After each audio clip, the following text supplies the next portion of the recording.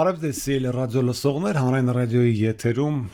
բարձր գրականություն նախագծի հերթական հաղորդումն է, ես Արմենիկ Նիկողոսյանն եմ։ Դեռ ոսկե դարի ժամանակներից հայ թարգմանիչները եւ ընդհանրապես հայ իրականության մեջ մեծ հետաքրքրություն է դրսևորվել էպիկական պոեմների, էպոսների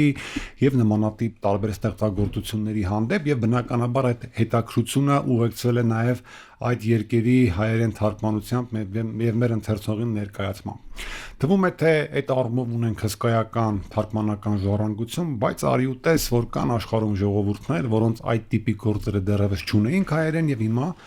արդեն ունենք։ Կոնկրետ այսօր այս դեպքում խոսքը պորտուգալացի գրող Լուիշ Վաշ դե Կամոենշի Լուզիադներ երկի մասին է, որի շուրջ կզրուցենք արձակագիր Էդիտպրինտ հրատարակության գլխավոր խմբագիր Դավիթ Սամվելյանի հետ։ Ողջույն Դավիթ։ Ողջույն։ Նպատակադրումը այս ստեղծագործության, որովհետև տես թարգմանության։ Երբ որ ասում ենք իլիական, ոդիսական, նույնիսկ նիբելունգների երգը, հա, գերմանական էպոսը, չգիտեմ, իսլանդական, ամենատարբեր բուլղարական, ռուսական, ինչ էպոս ասես կա, չէ, ամենատարբեր ժողովուրդների, դրանց հետ, դրանց վերնագրերի կամ հերոսների հետ ինչ որ բան մեզ ասոցացնում է, հա, հիշողությունը, չգիտեմ, մեր պատմագրական երկերում որոշ հերոսների հիշատակությունը, չգիտեմ, Մխիթարյան միաբանների կողմից դրանց թարգմանությունը, որպես մշակութային հուշարձան նոր ժամանակներում նաև գերուշադրությունը հատկապես վերջին տարիներին դժվար անունով այս հեղինակի Կամոենշի Լուզիադներին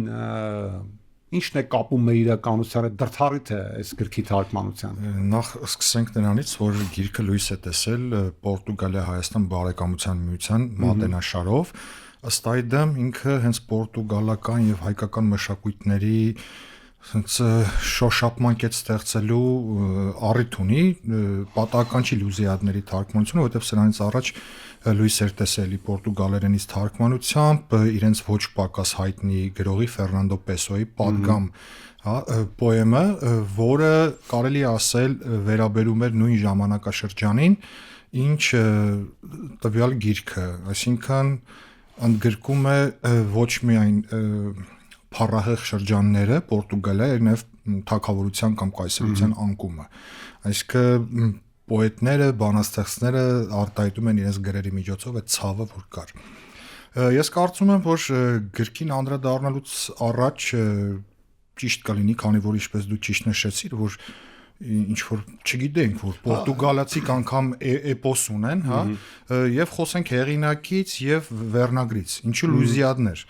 Ինչ վերաբերում է հայ ընթերցողների լայն շրջանին, բնականաբար նրանք ավելի շատ ծանոթ են իլիական ոդիսական։ Բնական է, դա բնական է։ Լավագույն դեպքում Այո, ավանդույթն է այդպես։ Հա, լավագույն դեպքում վրացիների, ասենք, այդ ընձենավորը, հա, Շոթա Ռուստավելու։ Էնեականն էլ ինչ որտեղ։ Էնեական էս վերջի շրջանում, եթե այդպես նոր ընթերցողներ են, ես օրինակ կուզեի, որ հայերեն ինչ որ մի օր կարդայի անգամ Բեովուլֆը, չկա, բայց սա լավ նախադեպ է, որ սկսեն, հա, հրատարակությունները մտածել։ Ինչու Լուզիադներ։ Լուզիադներ բառի կամ վերնագրի հիմքում Լուզոսն է կամ Լուզիտանիան։ Լուզիտանիան դա այն երկրամասն էր, որտեղ հիմա գտնվում է Պորտուգալիան եւ հռոմեական կայսրության շրջանում տիրապետությամբ հենց այդպես են կոչել։ Դա տես որպեսի լավ պատկերացնեն մեր ունկնդիրները, ասենք որ այս պոեմը լույս է տեսել 1572 թվականին, հա, այսինքն 16-րդ դարում եւ իր պատկերացումները, հա, ներսի սյուժետային զարգացումները դարաշրջանի հետ են կապված։ Սյուժետային մանրամասներին մենք հետո կանադառնանք, հիմա խնդրեմ։ Ինչպես նշեցինք, տեղանվամբ, այսինքն Լուզիադներ նշանակում է Լուզոսի որդիները, կարելի ասել, այսինքն պորտուգալացիներ, այսպես ասած, հա, իսկ ով էր առասարակ Լուզոսը, որի անունով կոչվել է Լուզիտանիա, դե բնականաբար հռոմեական կայսրությունը ոչ միայն քաղաքական ազդեցություն ուներ, դիցաբանական, կրոնական եւ մշակութային եւ փաստա, հա, Լուզոսը համարվում էր Բաքոսի, այսպես ասած, գործընկերը, կարելի ասել, շատ հայտնի Բաքոսի, որը նաեւ այս էպոսում հենց շատ տեղերում արկա է, այսինքն գլխավոր երկու գործող աստվածությունները Վեներան են, որը ավելի շատ պորտուգալացիներին օգնում է,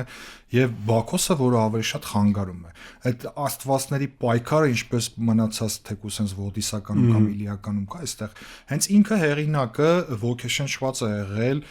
իլիականի, ոդիսականի եւ հռոմեացիների համար կարևոր էպոսի Էնեականի շնչից, այսպես ասած, դրա համար ինքը անգամ կառուցվածքային առումով հիմք է վերցրել բանաստեղծական 10 սոնետից է, հա, բաղկացած 10 երգ է 8 վոտանի, այսպես ասած, բանաստեղծությամբ 1180, եթե չեմ սխալվում, այսպես ասած, տուն եւ այդտեղ պատկառելի ծավալ է, եւ ասեմ, որ Facebook-ով են հետևում կտեսնեն նաեւ ծավալը գրքի, ինչ մեծադիր, այսինքն ինչպես բոլոր այդ հնագույն էպիկական պոեմները։ Ի պատիվ թարգմանչի Լուսինե Բրուտյանի, որ հենց Պորտուգալերից է թարգմանել, ինքը կարողացել է պահել այդ կառուցվածքային առանձնահատկությունը, այսինքն երկրորդ ոտքը պետք է, չգիտեմ, համապատասխանի 4-ին, 6-րդը 8-րդին, այսինքն ինչ որ ինքը կարող է շատ պրիմիտիվ թվալ ընթերցողին, այսինքն ոտանավոր բանաստեղծական, հա, ուղղությամբ, բայց այդպես է։ Այդպես գրվել է նաև, հա։ Դրա իհարկե դրա արդյունքում որոշ զողություններ լինում են բառի բանի, բայց ինչպես մյուս թարգմանություններն են փաստում, թարգմանական ավանդույթը, որ այն չափը բանաստեղծական հանգավորման ձևերը, չափերը, որ դրվել են այս երկիրում, դրանց էությունն է։ Այսինքն ավելի լավ է դա պահել, քան որոշ այլ բառային հարցեր։ Իսկ ով էր առհասարակ Կամոեշը։ Սկզբի համար նշենք, որ այս հեղինակի կենթանության օրոք լույս է տեսել, ոնց որ նշեցիք 1572 թվականին այս գիրքը։ Ընդհանրապես աշխարհում սա այն ժամանակաշրջաններ, երբ երկու բաներ լինում։ Նախ վերածննդի դարաշրջանը, ուշ վերածննդի դարաշրջաններ արդեն, եւ մենք գիտենք, որ վերածննդի դարաշրջանը պատվերով էին գրում, այսինքն իշխանական տների, արքաների, սակայն սա այդ դեպքը չի։ Այո, նրան նախապես չեն տվել այդ հովանավորությունը ֆինանսական եւ մեկենասություն չի անը։ Ինքը այս Լուզիադները գրել է իր նավային ճանապարհորդությունից հետո, այսինքն որ ուշադիր նայենք, անգամ մեկ աշկը կորցրած է, իսկ ինքը մասնակցել է արտաքսվելու,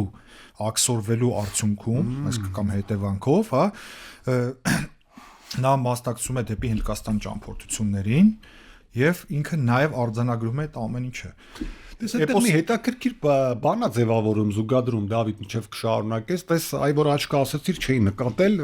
տես օրինակ Հոմերոսի կուրությունը, հա, հիմա գործուն ենք ըստ ամենայնի։ Գուցե պետք է կիսով չափույթ լիներ։ Կիկլոպային էության այդ դեպքում, հա, եթե կներվի այդ արտահայտությունից, մյուս կողմից տես հնագույն էպիկական պոեմները, որ նայում ենք Հոմերոսի գործերը, նույն հիշեցիր Վիրգիլիուսի Էնեականը, դրանք ճանապարհորդության ֆենոմենի վրա կառուցված գործեր են, բայց բացի այդ ճանապարհորդությունից էության մեջ նաև շատ կարևոր պատմական իրադարձություն է, որը կատարել է, այսպես ասեմ, մշակութաստեղծ դեր, հա, երկրները ստեղծել, մշակույթները ձևավորել, դիցաբանությունն է, հա, բերել մարդկանց աշխարհ եւ այլն եւ այլն։ Այդ առումով այստեղ հակառակները, այստեղ հակառակ ինչ ֆենոմեն ունի, բայց տեսնում ենք, որ այստեղ էլ ճանապարհորդության էֆեկտը կա, որտեվ Վաշկո, հա, ինչպես արդեն ճիշտ արտասանել, այո, Վաշկո դա Գամայի հայտնի ճանապարհորդությունն է։ Հիմքում վերցրել է դա, բայց դրա միջոցով ինքը ամբողջական կարելի ասել ցույց է տալիս պորտուգալական կայսրության կամ դրանից առաջել թագավորության ծագումը, միջև հասնում է կարելի ասել այն կետը, երբ որ հեղինակը զգում է, որ ինչ որ մի բան այն չի լավ չի լինելու եւ պատահականության սկզբունքով ասենք թե ինչ, երբ նա մահանում է 1580 թվականին,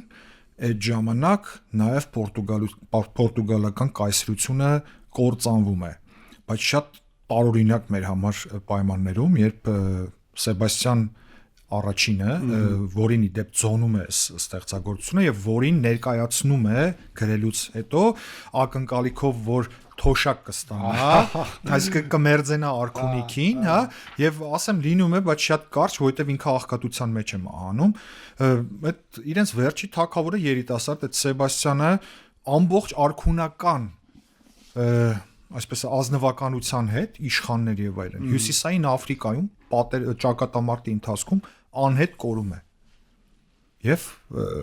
հետեւաբար իշխանություն չի լինում այլևս եւ այդ ժամանակ Իսպանիան հարևան Իսպանիան գրավում է եւ 60 տարի մնում է իշխանության տակ, այսինքն եթե հաշվի առնենք, որ Պորտուգալիան 1150-ականներին էր ձևավորվել որպես պետություն,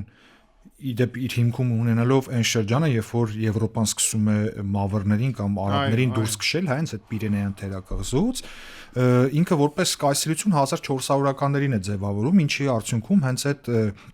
ծովային նվաճումների Հյուսիսային Աֆրիկայը դրա համար այդ շատ մեծ կարևորություն է տալիս հենց հեղինակը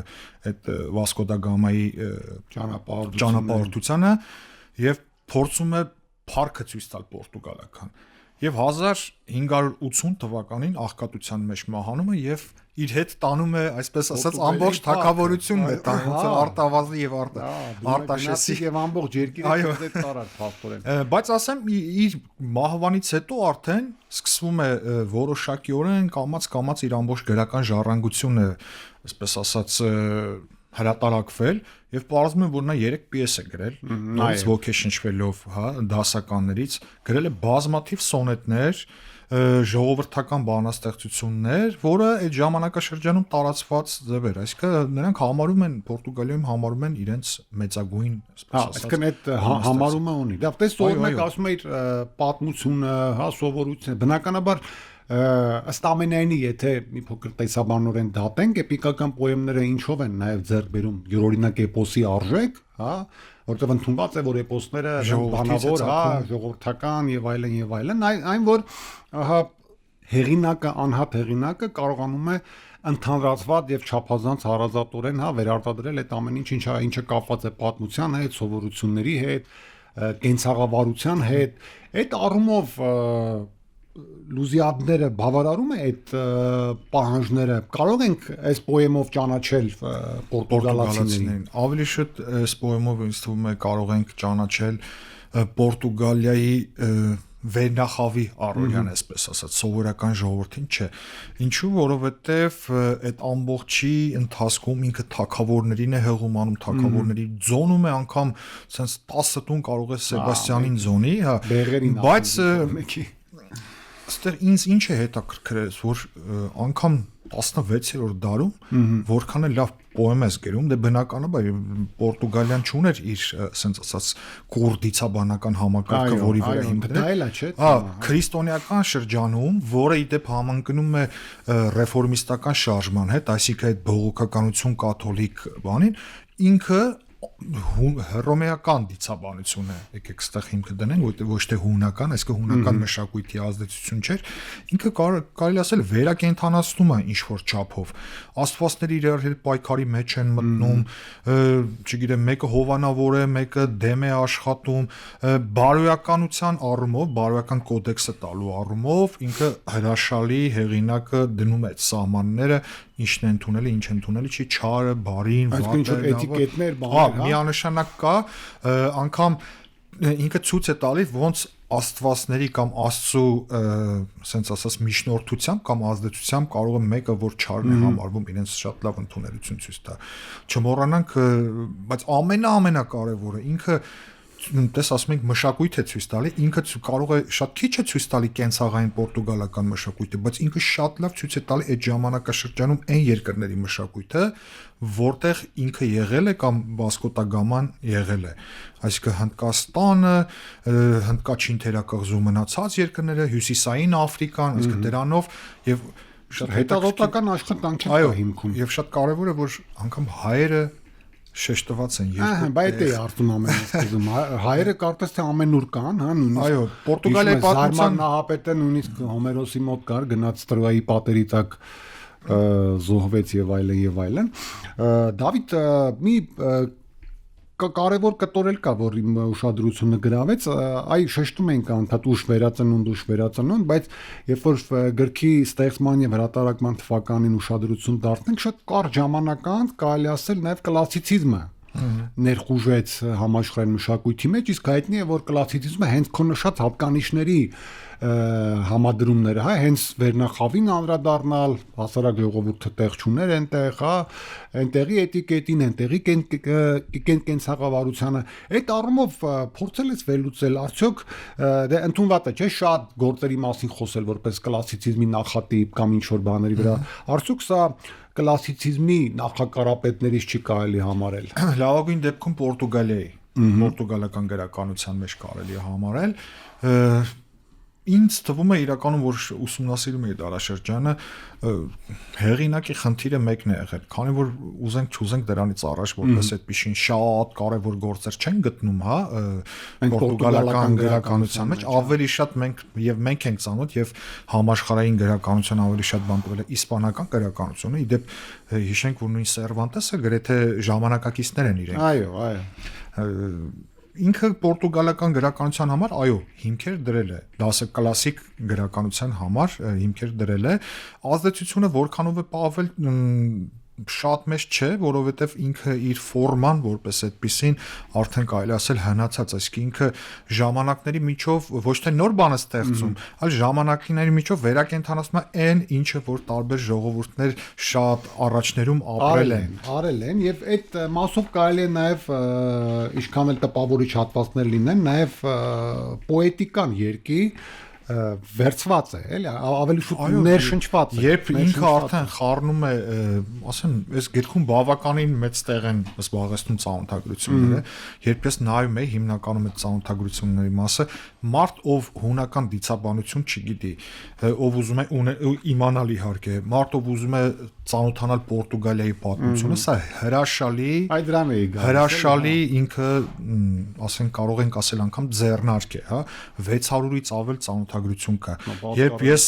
ասես վերստուգում եմ եւ խմբագրում եմ,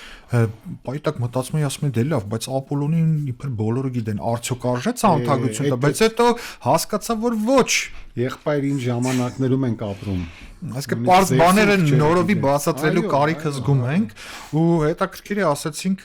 հայերին, բայց ոնց է անդրադառնում հայերին երկու տեղ գովումա թե բան գիտես նայած մենք ոնց կընդունենք առաջի կետում ինքը անդրադառնում է հռոմեական կայսրությանը երբ որ անդրադարձ է կատարում Հայաստանը եւ հայերին նշում է որպես Գնեոս Պոմպեոսի կողմից նվաճված փաստա բայց ոչ միայն հետաքրքիր է ոչ միայն ինքը այդ գնում է Հասմե Տիգրան Մեծի ժամանակաշրջան, հա, այդ մեր թվարկությունից առաջ երկրորդ տեղում երբ որ ինքը հայերի մասին հիշում է, դեպ ասեմ հայերի եւ վրացիների, այսինքն տարածաշրջանի մասին, տարածաշրջանի քրիստոնյաների մասին, հենց իր ժամանակաշրջանին է անդրադառնում։ Այնտեղ ասում է ձեզանից, որ բառացի չեմ հիշում, կարճ ասած կիլոմետրեր հեռու հայ հույն եւ վրացի քրիստոնյաները աղաղակի ձայն են բարձրացնում,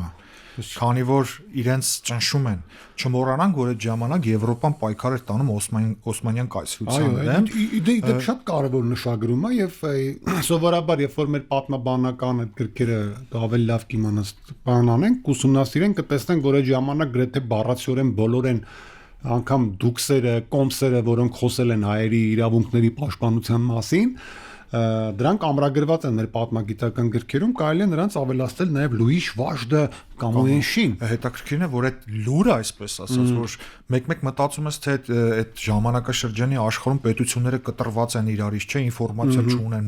ինտերնետ չկա, մամուլը չի տարածվում աշխարհում, բայց փաստորեն Պորտուգալիայում մի սովորական բանաստեղծ գիտի, որ չգիտեմ, Իրանից կիլոմետրեր հազարավոր հեռու քրիստոնյա ժողովուրդ կա թե չկա, որովհետև հիմի անգամ եվրոպացիք չգիտեն, որ Հայաստան պետություն կա կամ քրիստոնյա են առավել եւս, եւ այնտեղ այդ փաստ արձանագրում է, որ այո, այդ պայքարը եղել է եւ ինքը կոչ է անում քրիստոնյա թագավորներին, այսպես ասած, երբ որ ասած դու կայսր ես, քեզ համարում, ուրեմն դու պետք է օգնության հասնես, այո։ Եթե առավել եւս քրիստոնյա կայսր է, դա էլ ծանոթ խոսույթ է։ Դավիթ, նշեցիր այս ծանոթագրությունները օգտակար կլինեն, ես նաեւ վստահ եմ, որ էպոսագետներին մեր հրաշալի եւս մեկ առիթ է նոր զուգահեռների զուգադրումների մեջ դիտարկել Սասնածառեր էպոսը, հա, որտեվ այդ վերլուծությունները վերջին շրջանում տարածված է տարբեր էպոսների էպիկական պատումների հետ զուգադրություններ անելը, մեր էպոսի առավելությունները ամեն անգամ ընդգծելը տեսնում ես այս գրքի այլ հեռանկարներ, զուտ ընթերցողական, զուտ վայելքի, այսպես ասեմ։ եթե առաջին շերտում նայենք, բնականաբար քո նշած մասնագետները կամ մարդկանց է սա կարևոր է, կարծում եմ բոլոր այն բանասերների համար, ովքեր արտասահմանյան գրականություն են ուսումնասիրում։ Ավելի ամփոփ կպատկերացնեն, չէ՞, հարցերը միանգամից կարող են ստանալ, այսպես ասած, սկզբնաղբյուրից համեմատականներ անցկացնելու համար, ընդհանրապես էպոսի ժանրին անդրադառնալուց իսկ սովորական ընթերցողը, այսպես ասեմ, սա նախասիրության հարց է, որքան քիչ գնում են պոեզիայի գրքեր, հնարավոր է այդքան քիչ է նաև էպոսներ մարդիկ ցանկանան կարդալ։ Բայց դու ճանաչողական առումով, ճանաչողական ու ֆանտաստիկ գիրք, ասում եմ, միայն դու կարող ես իրեն կարդալ ուղղակի որպես ենթադրենք Պորտուգալիայի պատմությունը ճանաչելու համար, Հնդկաստանը ճանաչելու։ Ոնց է Մարկո Պոլոյի ճանապարհորդությունը գիրք կա, չէ՞։ Այո, այդ տիպի բան։ Հա, ինքը sense ամբողջական ժամանակաշրջանի այն երկրները, որտեղ ով եղել են, անցել են, այդ ամբողջը ինքը պատկերը տալիս է։ Շատ լավ, Դավիթ, շնորհակալ եմ, շատ հուսանք վերադառնան մեր ընթերցողների այդ էնտուզիազմը, հա, ամեն օր նոր բան իմանալու, նոր աշխարհներ ընթերցողաբար նվաճելու այդ հակումները եւ գիրքը կունենա հաջողություն, իսկ որ արժեքավոր է դա քննարկելի չէ, առնվազն գիտական լայն շրջանառություն հուսով եմ ապագայում կունենա։ Ես շնորհակալ եմ առիթի համար եւ ցանկությունս է եւ ասես հորդոր չասեմ ուղղակի լավ բարի ցանկությունս է որ նմանատիպ շատ ոչ պոպուլյար, հա, ստեղծագործությունները միջնադարից կլինի, ինչ կլինի թարգմանվեն հայերեն եւ մնացած ժողովուրդների էպոսներն, որովհետեւ դրանով մենք ենք հարստանում վերջի վերջը։ Միանշանակ, շնորհակալ եմ։ Սիրելի ռադիոլսողներ, վերջում հիշեցնեմ, որ Հանրային ռադիոյի եթերում բարձր գրականություն նախագծի հերթական հաղորդումն էր, ես Արփենիկ Նիկողոսյանն եմ, զրուցում էի արձակագիր Edit Print հրատարակության գլխավոր խմբագիր Դավիթ Սամվելյանի հետ, մեր զրույցի թեման պորտուգալացի գրող Լուիշ Վաժ դե Կամոենշի Լուզիադները երկներ, լավ եղեք։